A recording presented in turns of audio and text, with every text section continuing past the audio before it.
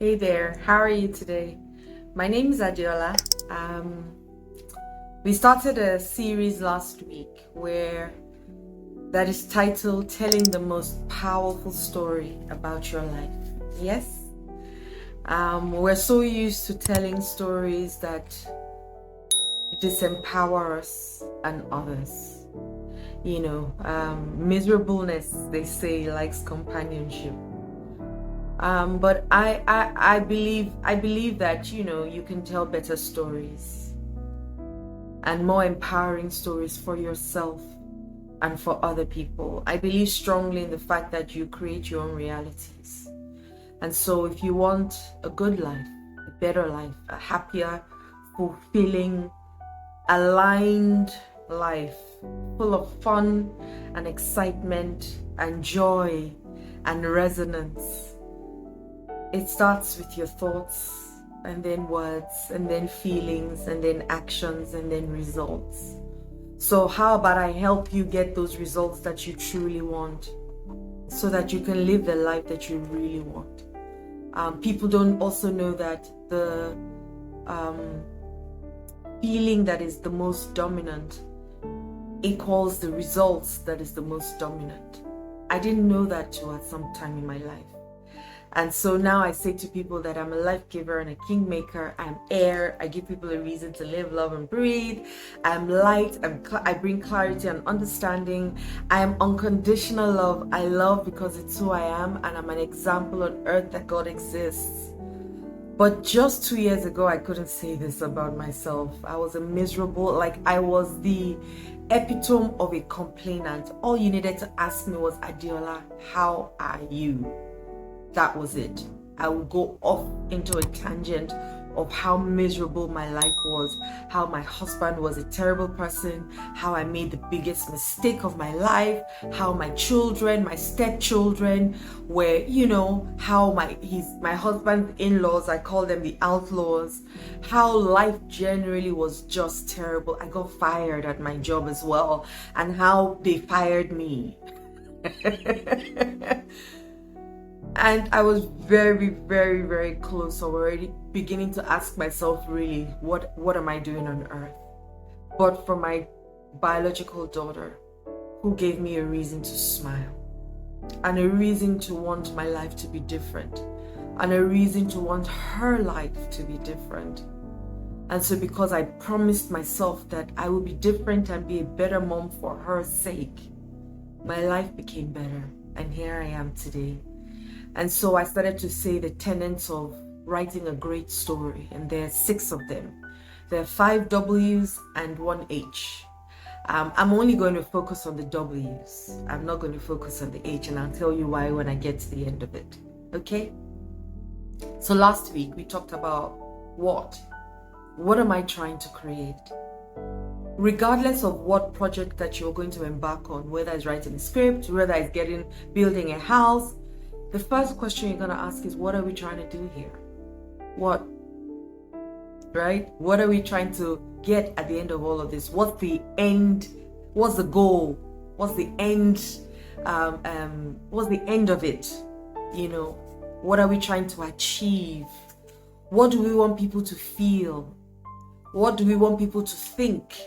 What do we want people to be when we're done with this project? And so we start with the end in mind.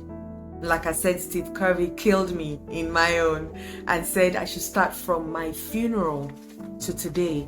And what are the things that I'm doing that I want people to say about me that I haven't even started doing yet? And that changed my life, and I'm sure it will do yours if you try.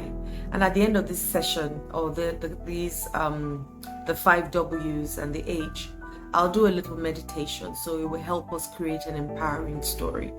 So this is really what I want to help you create, an empowering story about yourself.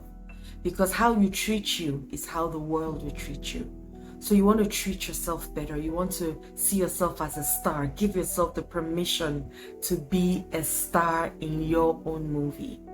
That's really what I want to do, because life is a stage. and we're all here acting a film. And in that film, there has to be romance, there has to be thriller, there has to be action, there has to be some suspense, there has to be all kinds of things, because that's what adds and makes a story interesting. If it's just one way, then you really, after a while, even you will be bored of watching your own story. But there has to be contrast, there has to be conflict, there has to be great times, there has to be sad times, there has to be, a little bit of this and a little bit of that, and so that the process ends up being sweet. So today we're talking about who is the story about?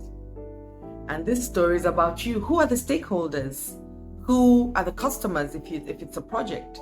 Who are the antagonists? Who are the protagonists? Who is the lead? You're the lead and you're the star. Who are the sub-leads? In my case, my sub-leads are maybe my husband, my children, the people that I work with. Who's the good guy? Who's the bad guy? Who's the sponsor? Who will ultimately benefit from this project when it is completed? Who is our target audience? Who are we trying to reach? So we know the what we want to do. We know what the end goal is. Now, who is our target audience? Who are the people that we want this film or product to go to? Who are they? What do they do? Remember? What do they do? What age are they? What age are they? Now, who are they? Who is going to be benefited with my story? Who is the story about? Once again, it's me. Who benefits from this? Who loses? Because there will be some loss, and as I say, pain is inevitable, but suffering is a choice. I picked that up from somebody, I can't remember now, but it's one of my watchwords that I hold on to. Pain is inevitable, suffering is a choice, and pain is actually a blessing. So who, in Nigeria, they say the actor never dies, because once the actor dies, the film is over. And we say it in pidgin, actor no they die. So you cannot die in your film without experiencing some greatness. You cannot die in your film without experiencing the contrast, because honestly, the contrasts help us. They're there to make us stronger and better. Gold is not gold until it goes through a refined process. And that's how our lives are. So we're not here to say every day must be great. But today, there's something you're thinking, okay, I don't like that. So what do I then want? Then you go for it, right? So it adds that dynamism in your life. Okay, so once again, who are we writing this story about?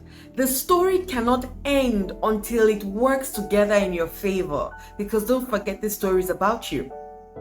Okay, even if they beat you, betray you, lie about you, fire you, leave you, all these experiences will happen, because those are the contrasts. Life is about polarity. Once there's good, there has to be bad. Otherwise, it will not be good, neither would it be bad. It will just be what it is. But hot gives us cold, good gives us bad, right gives us wrong. So we need that polarity in our lives. It can't just always be rosy in our lives. So who has betrayed you? Who in this story? The film will not end till you find love. This movie, this script that you're about to write will not end till you find your dream job, till you leave the legacy that you want to leave on earth, till you inspire the people that you want to inspire, till you sing your music to the end chord, note, tune, and word. Who are you in this story? Who? Are you the star? Or are you in Nigeria we call it wakapas, which is the extra? Be the star in your own movie, because you can create it. Who do you want people to say you are? If you remember the good book, Jesus asked Peter, who do people say I am? And then his second question was, who do you say I am? And Peter said, this is who you are. And he said, flesh and blood did not reveal this to you. So who do you say you are? Who do people say you are? Who? This is the time to create that person, guys. Because you are the writer, you are the director, you are the producer, you audio technician, you gaffer. you editor, you color corrector, you marketer, and you will sit down in the cinema and watch your own film about yourself. Now, this happens when you're in your older years and you sit down and you're sitting on your rock chair and you're enjoying your life story, and you're going back in your memory and you're saying, yes, I touched that life, I touched this life, this is who I am. Or you could be on that same rocking chair with your hand in your teeth, gnashing your teeth, or stamping your feet, shaking it, regretting that you could have, you would have, you should have played full out. And at this time, you've got only a couple of years to live, and you're not strong enough to do some of the things that you're able to do now.